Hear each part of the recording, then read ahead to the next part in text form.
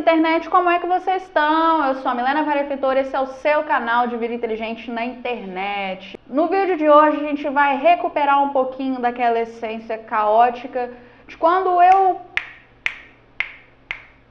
há 2 meses atrás, ganhei esse celular e passei a filmar com a câmera traseira, que tem incríveis 108 megapixels e consegue ser mais eficiente que a própria TechPix.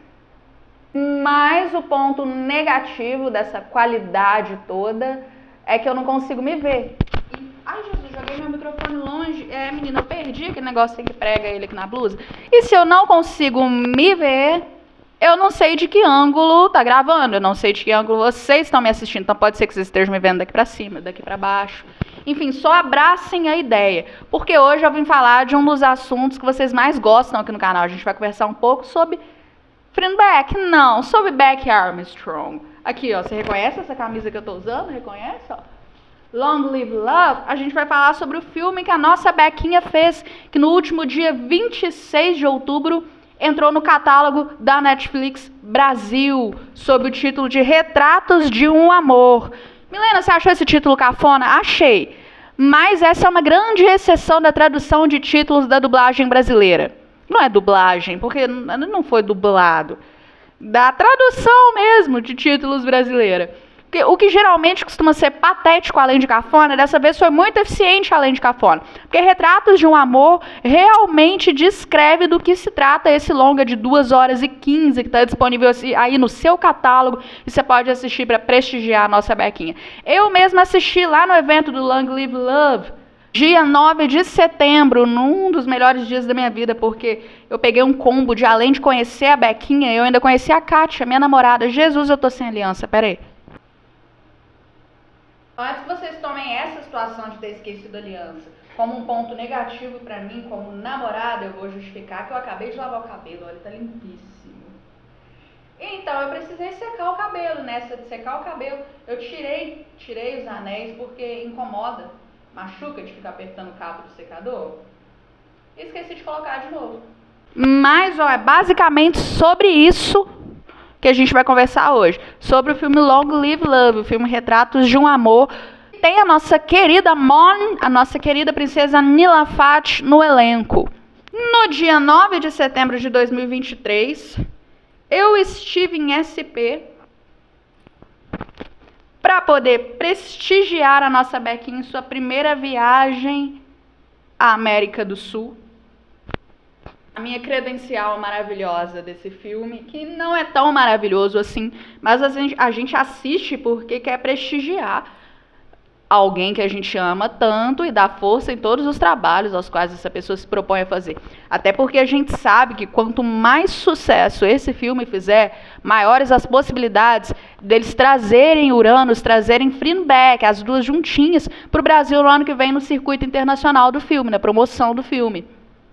E quanto mais boom a gente der nesse filme e a doninha Netflix entender que a gente gosta de ver a Beck Armstrong, mais chance ela ou a Beck juntas tem de estarem em produções da menina Netflix. A sinopse para vocês, ó. Um casal em crise vive uma experiência única quando o marido com amnésia passa a usar fotografias para recuperar a memória. E quem sabe o relacionamento, não? Estrelado por Sunny Sturgeon, Araya Argap, Rebecca Patricia Armstrong.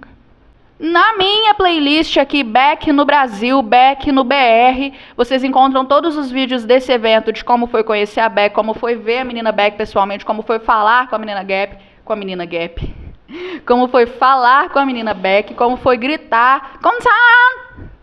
Mas lá também tem o último vlog onde eu falo como foi o filme, sem dar muito spoiler. Agora que ele já está na Netflix e que o acesso a ele não está restrito às 800 pessoas que foram ao evento, a gente pode conversar um pouquinho mais abertamente sobre ele. De 0 a 10, que nota eu daria? 5. Um filme completamente ali na meiuquinha. É um filme que não me agradou, mas a gente já chegou naquele nível de maturidade em discutir as coisas que a gente compreende que não é porque a gente não gosta de algo que aquilo é ruim. Simplesmente não foi feito pra gente. A gente não é o público em questão. E, literalmente, o brasileiro, o latino, não é o público de Long Live Love. Inclusive, a diretora teve que explicar que esse é um tipo de rama. De ram, de ha-ha-ha, de graça, de comédia, com má de drama. É um estilo bem típico de como se faz cinema na Tailândia. A gente não está acostumado acostumado a isso. A gente tem muitos estranhamentos até enquanto assiste Gap. O tom que as pessoas falam, porque é um idioma sonoro, é um idioma que muitas palavras são literalmente as mesmas e se fazem compreender de acordo com o tom que você usa. É um idioma sem gêneros, sem flexão verbal, sem tempo verbal. Acaba soando muito irritante pra gente às vezes. Sem falar que o tipo de montagem do filme é muito frenético. Eu me lembro de estar na cadeira de cinema e toda hora dar aquele susto quando batia o flash. É uma história interessante, mas pra mim é uma história fraca. Eu não sou o público pra essa história. Primeiro que nós somos uma expectativa absurda de ver a Beck e ela aparece o quê? 30, 40% do filme, apesar de ser um personagem muito importante. Ela é filha desse casal protagonista que está em crise. Ela tem uma relação muito específica com o pai dela. E essa relação é quase o motor da história mesmo. A maneira como a relação dos dois é basicamente a culpada pelo desgaste do casamento entre os protagonistas. Porque ele foi um péssimo pai a infância inteira. Ele simplesmente enche a cara de cachaça e deixa os amigos tatuarem a menina de 6, 7 aninhos dele. Ele simplesmente deixa que a menina flagre ele com outra na cama, na casa dele, enquanto a mãe está no banheiro. Mas eu acho que o que me causou certo estranhamento é de que todas essas lembranças dele, quando ele tira a foto, quando ele olha a foto e é transportado para aquele momento em que a fotografia foi tirada, é que esses flashbacks da relação dele com a filha são do passado. Então a gente não tem a Beck criança, a gente tem uma atriz X criança que interpreta a personagem que a Beck interpreta na fase adolescente. Então a gente foi para ver a menina Beckinha e não viu tanto quanto queria ter visto, porque ninguém é hipócrita a ponto de dizer que pagaram 400, eu paguei acho R$470 no ingresso para ter essa camisa, que eu surro ela todo dia, tem ela no meu Instagram lá em Rio. Inclusive, se você ainda não me segue no Instagram, segue, que eu tô sempre postando story todo dia. Tem muito conteúdo Freeback lá no meu feed também. A questão é que a Namor, essa personagem que a Beck interpreta, é uma personagem que tem, sim, certa profundidade, que mostra a rebeldia de uma adolescente que teve uma relação péssima com o pai a vida inteira e que até prefere que eles estejam separados. Porque essa é uma realidade de muitos jovens. Os pais, às vezes, se forçam a estarem juntos no relacionamento para que a criança não os veja se separando, quando, na verdade, tudo que a criança quer é paz em casa, é menos briga, e para ela fosse até melhor, e ela sabe disso, talvez fosse até melhor que os pais não estivessem mais juntos. Então a gente observa esse personagem tentando a todo custo reconquistar a esposa. A gente percebe que eles só se casaram porque ela engravidou da menina, ela engravidou da Namor.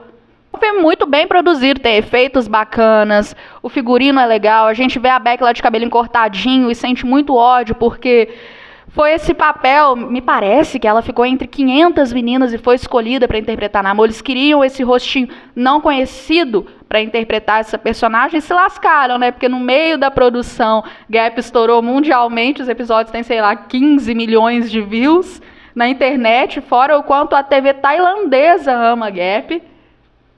E todo mundo tá indo ver Retratos de um Amor por conta do rostinho da Beck.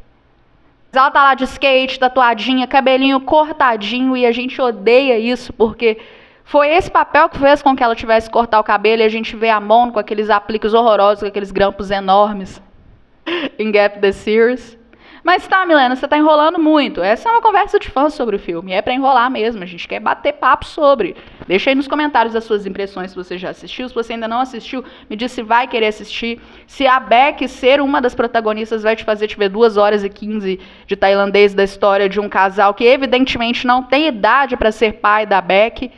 Esse cara, eu me recuso a aceitar que ele tenha, sei lá, mais de 35 anos, porque ele é bonitíssimo. Tanto que quando eu vi o pôster desse filme, que ele tá lá sentado na mesa, mas também tá em pé com a máquina, que eu não entendi porque tinham 2 dele, mas hoje a gente sabe que é porque ele meio que volta no tempo das lembranças.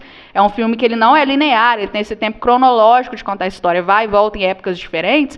Eu achava que ele fosse irmão da personagem da Beck.